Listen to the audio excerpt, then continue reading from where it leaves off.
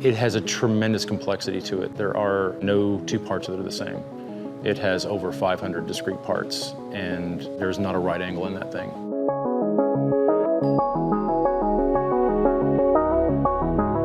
The brief for the class was to design a pedestrian bridge. It was a very interesting project because it was a 70-foot span. The students evolved, I think, 4 succinctly different, very fascinating concepts. And we made a selection of the one that was the most interesting to us. As a student, you never think like this project is gonna be built. We're always taught to like think in that way, like potentially this project can be built, how would you build it, take into consideration all the site context and whatnot. But I think for the bridge, it was a little bit different in the sense because David had that mentality where he was like, we're gonna build this thing, and kind of motivated us in a sense to like push hard during the design phase.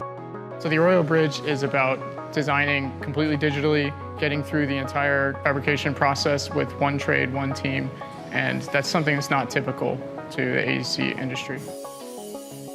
It was pure structure. It was something that students don't often get, that we're working on something that was just so purely structural and kind of working with the aesthetics of structure as well.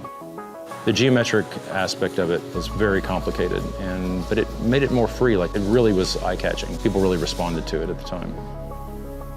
The traditional way to do this would have been labor-intensive, for sure, but along the way, with the tools available to us, we said we were going to prefabricate it, we were going to pre-paint it, we were going to have the minimal construction site on the side so it just clicks together.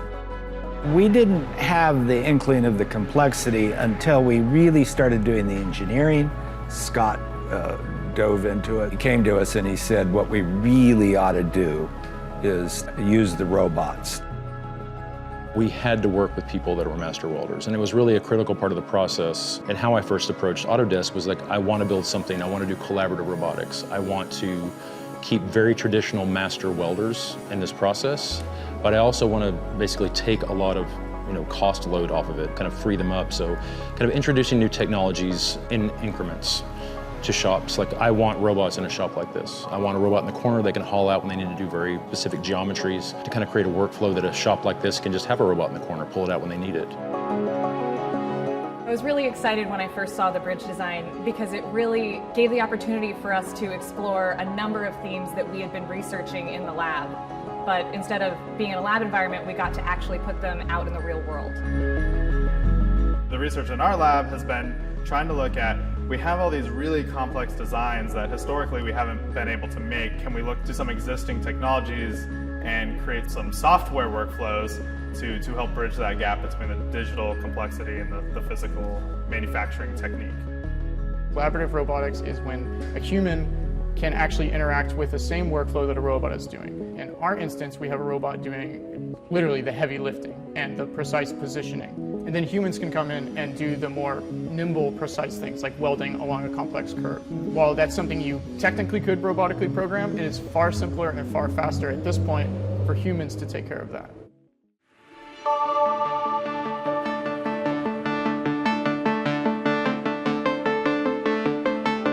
Any sort of automated system is often really brittle. As soon as anything is out of whack or unexpected, the entire system can break down. What industry has often done to respond to that is try to reduce any source of chaos. So sort of Six Sigma, like trying to make everything as perfect and precise as humanly possible. And what this project does instead is allows for that chaos and then leans on humans to help adapt and take that chaos in stride.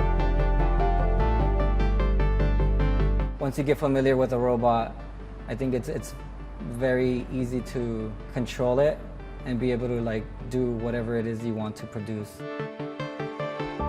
When Autodesk got involved, we started saying, oh my gosh, they see something in here that we only have imagined. And that is that the computer would be used hand in hand with craft to create projects in the future. I think by making it easier for designers and artists and architects to use tools like robots, we're going to be seeing kind of an explosion of the different types of things that we might see in the real world. These are people who who view the world differently in many ways. So they're going to be able to instantiate some of those ideas physically in a way they haven't been able to before. A lot of people can look at this project and say, well, they made it with robots. Sure, but I think people should be wondering is how do they make it with robots? Robotics will open a lot more doors to creativity in the field of architecture, and also help and facilitate or make more efficient the construction of buildings or the construction of any design. I think this project is proving that there is a very practical output for robots at this scale. And a lot of companies use them for milling and different form work, but the idea of practical application because of this, where we are using it to create something incredibly precise at a lower cost point.